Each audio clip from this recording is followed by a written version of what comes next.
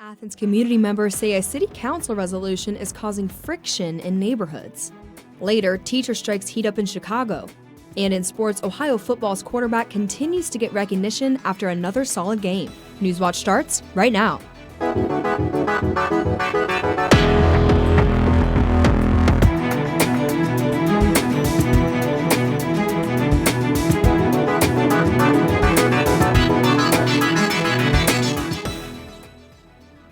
Good evening and welcome to Newswatch, your source for all news impacting southeastern Ohio. I'm Taylor Bruck. Thanks for joining us.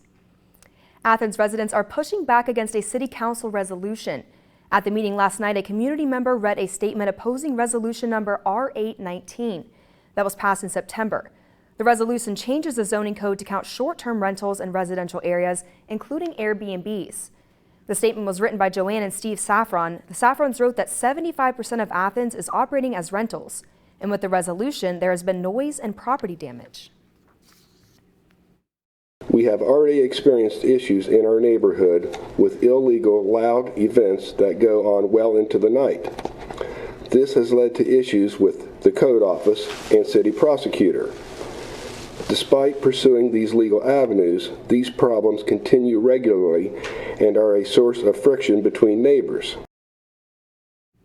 The statement also expressed concern with the resolution having moved too fast without giving the community a chance to comment. The Athens County Library System is hoping to get a new source of funding. A $1.2 mil levy will be on the ballot in November. If it passes, it will replace the $1 mil levy that is currently in place. The Athens County Library state funding was cut by almost a third in 2009, so the money from the levy will be used to cover operating expenses. It would generate more than $1 million each year. Some new jobs are coming to Ross County. County commissioners approved the term of a multi-million-dollar expansion project. The Chillicothe Gazette reports Riffle Machine Works will spend nearly $2 million to add 47,000 feet to one of their buildings. The expansion will add 25 new positions at the company, paying at least $11 an hour. The project will take about 3 years to complete. New jobs are also coming to West Virginia. A technology company is opening a 12,000 square foot office in Charleston. Infor develops cloud software and says they plan to hire 100 workers. The company is also partnering with Marshall University and West Virginia State to give students hands-on training in software engineering.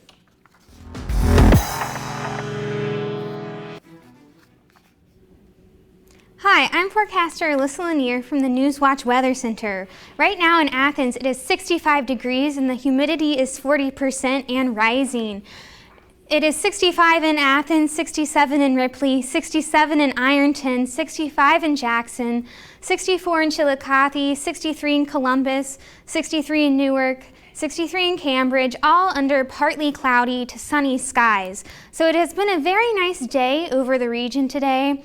There was precipitation this morning and it has cleared out since then, so it has shaped up to be a very nice day today. The headlines for the next few days: there will be fair weather coming up the next few days, and it will be kind of chilly, so definitely keep your jacket around. It will be low to upper 60s for the next few days, and so definitely, again, keep your jacket because it could be cold and it could be wet on Saturday, so definitely keep that in mind. Back to the desk. Thanks, Alyssa. Teachers and students at a West Virginia elementary school are taking precautions after black widow spiders were found in a classroom. This happened at Hurricane Town Elementary in Putnam County. A spokesperson for the school told WSAZ that a custodian spotted the spider. Exterminators found a few spiders isolated in a single classroom and used a pesticide spray. Parts of Pike County are being tested for radioactive materials. County officials say a company will test schools, public and private, properties and state waters in the Piketon area near a former uranium enrichment plant. This comes after trace amounts of uranium were found at a nearby middle school over the summer. The U.S. Department of Energy says they did not find any above-average radioactivity, but agreed to fund a third-party testing of the area. A former Columbus weatherman has pleaded not guilty to child pornography charges. 60-year-old Mike Davis is accused of downloading and emailing himself videos and pictures that showed young children engaging in sexual activity. Davis worked at WBNS TV in Columbus for more than 3 decades. He was fired after his arrest in September. A county task force began investigating Davis after receiving a tip from the National Center for Missing and Exploited Children. News organizations have appealed to the Ohio Supreme Court after a lower court rejected their bid for access to files. The files are school records of the gunman who killed the 9 people in Dayton this summer. The school district argued such records are generally protected by federal and state laws. The appeal was filed yesterday. Kentucky's largest police department is restructuring. Louisville Police Chief Steve Conrad said today that multiple divisions will merge by December. He says this is an effort to take the police department to, quote, leaner and more focused. The reorganization also comes amid budget cuts and a shrinking workforce due to increasing pension and employee health care costs. Teachers have been on strike for days, but the city says there's no more money. More on the teachers' demands and how the mayor is responding after the break. Plus, out of the destruction of tornado in Texas comes a miracle. That story's coming up. Stay with us.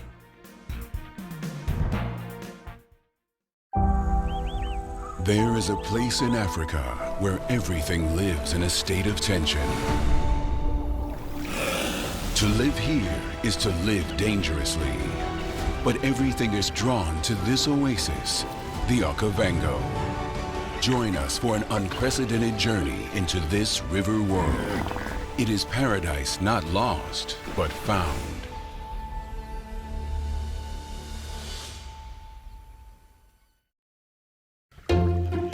Are your ducks in a row?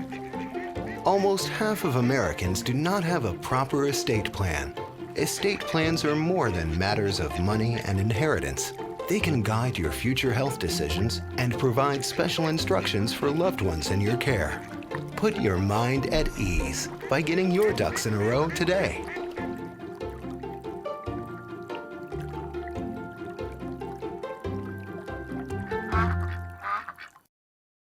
On Life from Above. Looking down from space, satellite cameras capture the amazing variety of motion on the planet, revealing the constant swirling of the atmosphere, the relentless surge of water, the far-reaching travels of civilization, and even the migration of individual animals. Discover the surprising view of our home as you've never seen it before.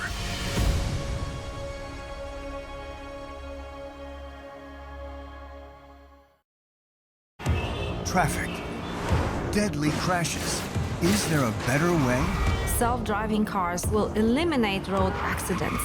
A mobility revolution? We're venturing into science fiction. Or are we moving too fast? Right in front of my car, it doesn't see him. It's just simply not ready. The stakes are high. Look who's driving on Nova.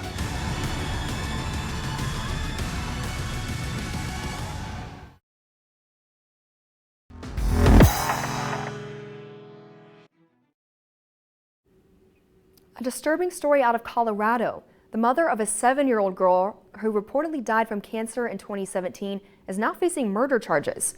Authorities say the child never suffered from the disease and her mother made the entire thing up. Gary Brode has the story. A mother accused of the unthinkable, killing her 7-year-old daughter. A former neighbor reacting to the news of the arrest. Be angry. You know, I mean, you're supposed to love your children and take care of them and not harm them in any kind of way. Kelly Turner was arrested Friday after a grand jury indictment. She's facing 13 charges, including 2 counts of first-degree murder of her daughter Olivia from 2017. Wow, don't you look snazzy? In 2017, Olivia Grant was taken for a ride-along with the Denver Police Department, and she spent some time with the Littleton Fire Department. It was all made possible by the Make-A-Wish Foundation, as Turner claimed her daughter was terminally ill. And we don't know how much longer she has. Her intestines just shut down one at a time. While Turner was telling everyone her daughters were sick, doctors were telling Turner they weren't terminal. The indictment shows Turner claimed her daughter was having seizures, but Dr. Kristen Park told her that never happened. Dr. Park says she told Turner 3 separate times to stop giving the seizure medication, and her daughter was not a terminal patient. Dr. John Beeler told detectives Turner was a high-maintenance mother, and Turner was not afraid of surgery. At least 10 different doctors went on the record, all questioning the way Turner cared for her daughters. Great kids, sweet kids. Turner created a GoFundMe page in 2015, raising more than $22,000 in 2 years. After being made aware of Turner's charges, which include forgery and fraud, GoFundMe took the page down. She needs to be held accountable, and she needs to do something to pay back everyone that helped her and the girls.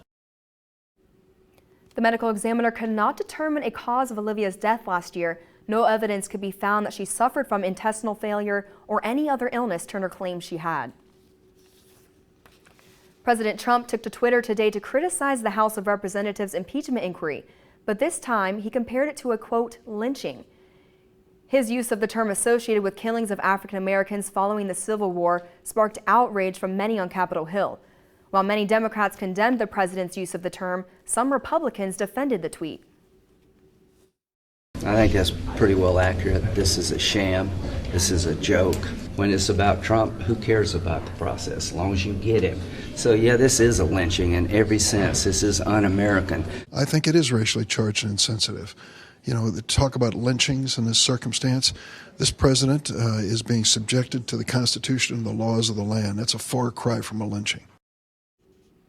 And the latest in the impeachment inquiry, the de facto U.S. ambassador in Ukraine appeared at a deposition before the House today. Facebook is under investigation. 47 state attorneys are now investigating Facebook for potential antitrust violations. In a press release, the New York Attorney General said all of the states involved are concerned Facebook may have put consumer data at risk. They are also investigating whether Facebook has reduced the quality of consumers' choices and increased the price of advertising. Teachers are still on strike in Chicago. They are demanding more nurses, librarians, and social workers. The teachers' unions argue that not having enough support staff cuts into the students' learning experience. The city says they will hire more people, but objected to making the part of the teacher's contract. Mayor Lori Lightfoot says she understands the hardships. I'm not going to shy away from the fact that I have a responsibility to carry with me the weight and the hardship that our young people and their families are facing during this work stoppage, and I'm never going to shy away from talking about those things that I think are important. Lightfoot says she wants the unions to come back to the bargaining table, but there's no more money available than what is currently being offered. Meanwhile, union members are criticizing her for her negotiation efforts. Many people in Dallas, Texas spent Sunday night in basements, bathrooms, and closets hiding from thunderstorms and tornadoes.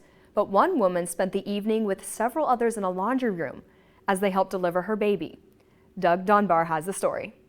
When it was about time to start pushing, all of our phones started going off with alerts that there was a tornado.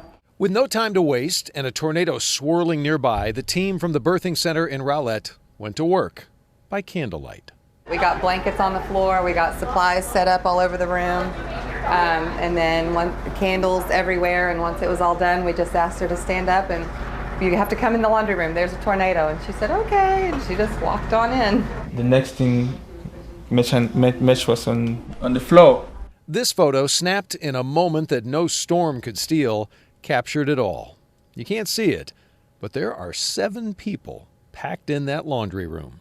I was just so focused on the pain from the contractions. As soon as the baby came out, she was like laughing, and I can't believe I did it. I don't even think it really occurred to her that we were in the laundry room.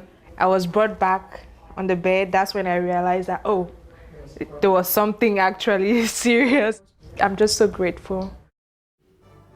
Severe storms in Missouri left trees on top of cars with branches and power lines littered all over the road. Walnut Street resident Jonathan King says the storm sounded like a freight train. He says the storm knocked a huge piece of tree onto his house. Fellow resident Randall Roberts says he lives there. He's lived there in his entire life and never saw a storm like it. And more wild weather has been hitting the U.S. What conditions are like around the rest of the country coming up after the break. Luckily, there won't be any wild weather here the next few days. It will be fair weather. I'll talk about that in my full forecast, but first, here is a look at stocks of local interest.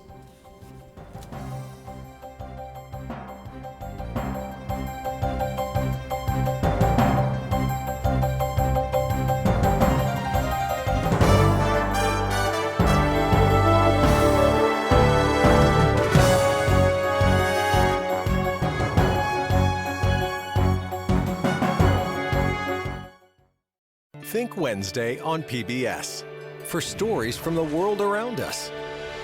Stories of a lush paradise. A place of color, immense beauty, abundance. A mobility revolution. We're venturing into science fiction. And our powerful planet. Earth appears to be still, but look closer. For stories that get you closer to life.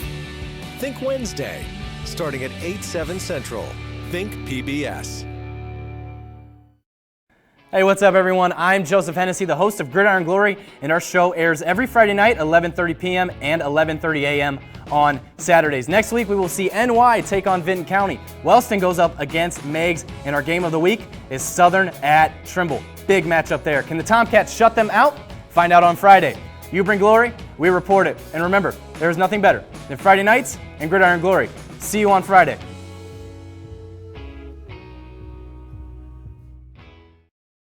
Behind the crisis on the border, Stephen Miller and Jeff Sessions and myself had a dinner in this very room. Lie years of planning. The audaciousness of what they were plotting. They literally put children in cages. Stephen Miller believes any time the country is focused on immigration, the president is winning. The three men behind Zero Tolerance. They use their power over immigration in ways we have not seen for a generation.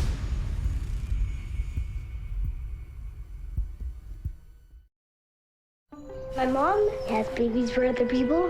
It's pretty cool, but weird at the same time. Surrogacy, it's not just gained in popularity nationwide, but in Idaho. Surrogacy is the new norm, oftentimes, for those families struggling with fertility.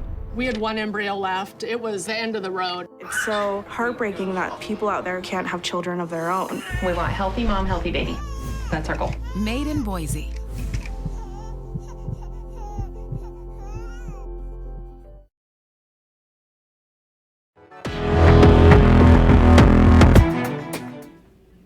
Right now in Athens, it is 65 degrees. It has been a very beautiful day, except for this morning. It was a little bit rainy, but it cleared out. It is 65 in Athens, 67 in Ripley, 67 in Ironton, 65 in Jackson.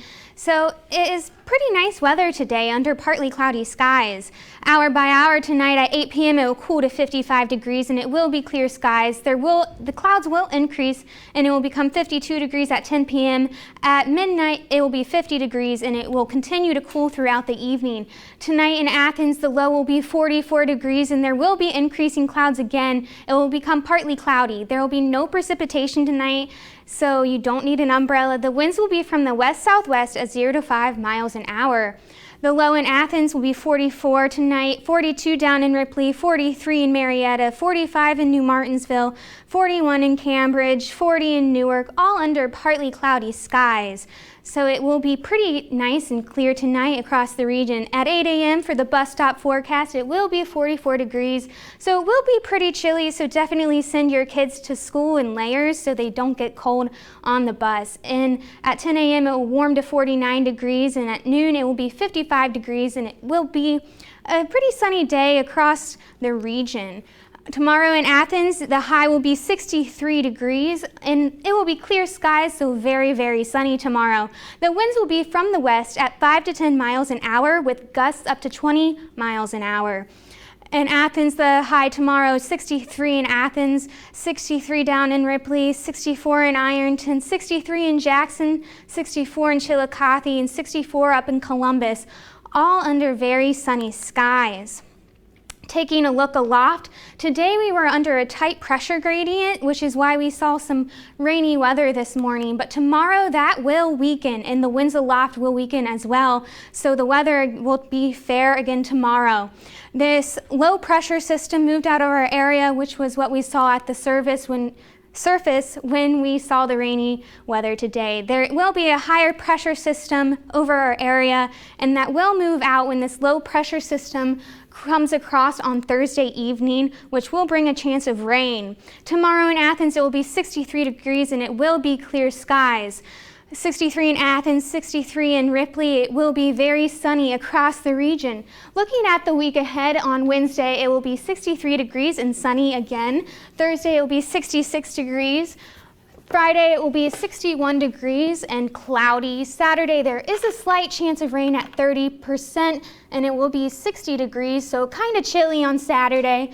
Sunday, it will be 62 degrees and cloudy again with a slight chance of rain. Monday, it will be partly sunny, so it will clear up just a little bit on Monday starting your work week, and it will be 64 degrees. Tuesday, it will be 61 degrees. That rain on Saturday, that's not good for the Athens Halloween block party now, is it?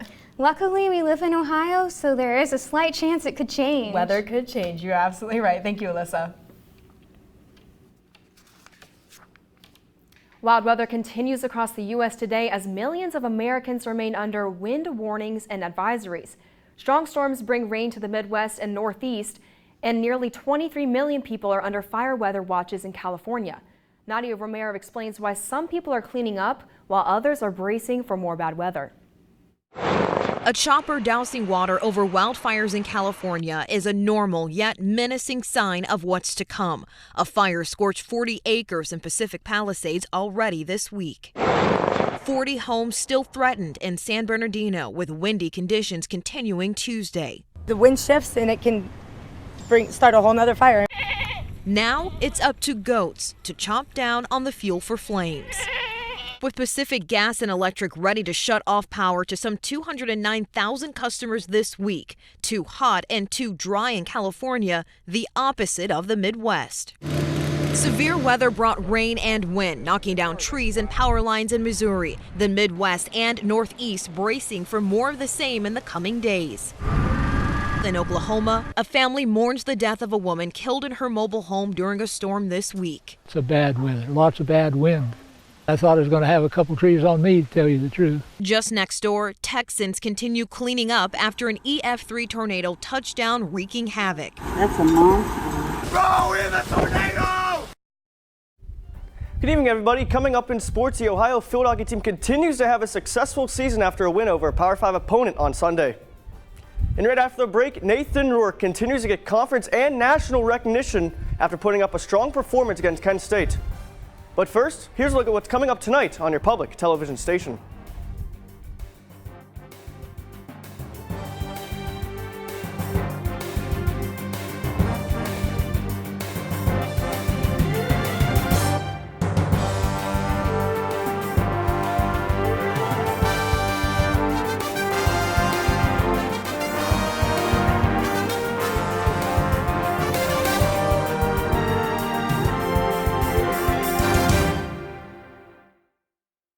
My mom has babies for other people. It's pretty cool, but weird at the same time. Surrogacy, it's not just gained in popularity nationwide, but in Idaho. Surrogacy is the new norm, oftentimes, for those families struggling with fertility. We had one embryo left. It was the end of the road. It's so heartbreaking that people out there can't have children of their own. We want healthy mom, healthy baby. That's our goal. Made in Boise.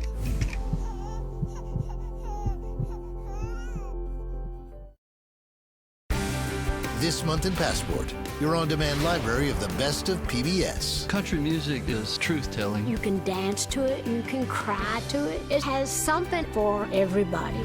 If your own country betrays you, to whom do you then owe loyalty? The images really blew our minds. What we found was staggering. These and other shows are available with Passport. Go to pbs.org/getpassport and find out how you can start streaming today. Think Wednesday on PBS. For stories from the world around us. Stories of a lush paradise. A place of color, immense beauty, abundance. A mobility revolution. We're venturing into science fiction. And our powerful planet. Earth appears to be still, but look closer. For stories that get you closer to life. Think Wednesday, starting at 8/7 Central. Think PBS.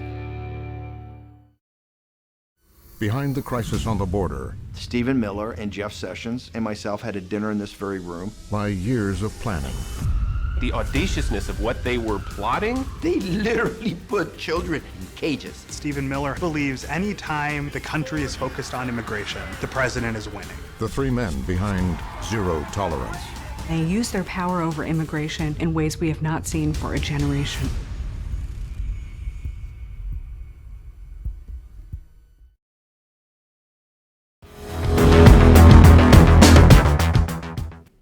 Welcome back, I'm Brian Kerp. Ohio needed a win in Saturday's game against Kent State, and one of the Bobcats' big-time players stepped up in a big-time game.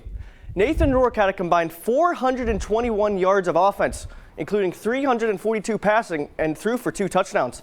Air Canada also got it done with his feet. He ran for 79 yards and 2 touchdowns. Rourke's performance earned a MAC East Offensive Player of the Week honors. The recognition doesn't stop there. He was one of 8 quarterbacks in the entire nation to be named a Manning Award Star of the Week.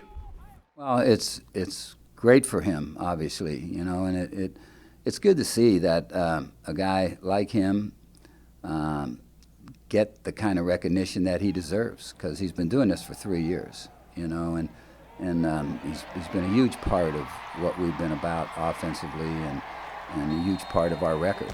You know, you don't go places without a quarterback, you know, in terms of offensive football, and so we've been fortunate to be able to ride his shoulders for a while now. With the win, the Bobcats now sit at the top of the MAC East Division with Miami and Kent State. They already have 2 divisional wins under their belt. The Bobcats and Redhawks will meet in the Battle of the Bricks in what's shaping up to be a big divisional game just 2 weeks from now. Ohio's main focus right now is Ball State, the Bobcats' opponent on Saturday. The Cardinals are the surprise team in the MAC so far. They're on top of the West Division with a 3-0 conference record, including wins against Northern Illinois, Eastern Michigan, and Toledo. Ohio volleyball split 2 matches this past weekend against Ball State and Toledo. One player that saw increased playing time was freshman Sierra Livingway. Livingway played on all 3 sets on Friday against Ball State. It had 9 digs, including 2 on the Cardinals' match point in a second set to keep Ohio alive. She also played in all 3 sets against the Rockets Saturday and tallied 8 more digs. It's a lot different of a role. It's obviously a bigger role, and just kind of like taking that opportunity and taking it to the next level. It's great for me, and I'm like happy get the opportunity to do it.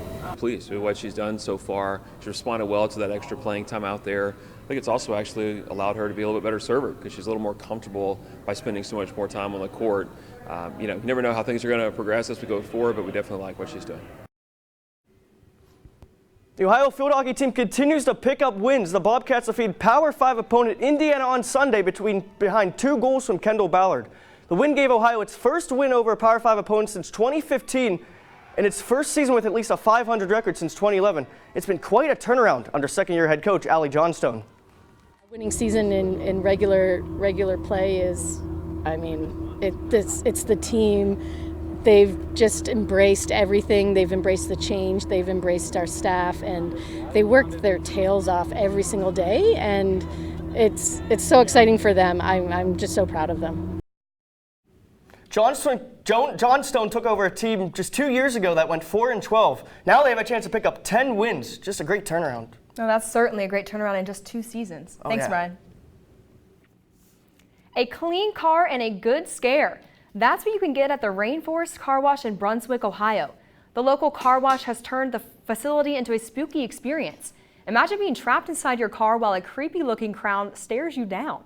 Workers will be stationed in various positions throughout the tunnel, scaring people with props and different scenes. The frightening wash will cost drivers $20, but the unique Halloween experience, priceless. Now let's head over to Alyssa for a final look at the weather. Tomorrow in Athens, it will be 63 degrees and very, very sunny, and 48 as the low. Thursday, it will be partly cloudy and 66 degrees, and it will cool down to 46 degrees at nighttime on Thursday. On Friday, it will be 61 degrees, and there is a slight chance of rain in the morning when the cold front passes through. The low will be 41 degrees on Friday evening. Saturday, it will be partly cloudy, and there's a 30% chance of occasional rain showers in the evening when the block party is happening, and it will be 60 degrees, so definitely bundle up. Sunday will be 62 degrees, and there's a 30% chance of rain. It will cool to 48 degrees in the evening. Monday, it will be 64 degrees, and Tuesday, it will be 61 degrees. And back to you, Taylor. Thanks, Alyssa. And that does it for our broadcast today. Thanks for watching. I'm Taylor Bruck. Stay tuned for the PBS NewsHour coming up next. And remember, you can find the latest news anytime at WOUB.org. Have a great night.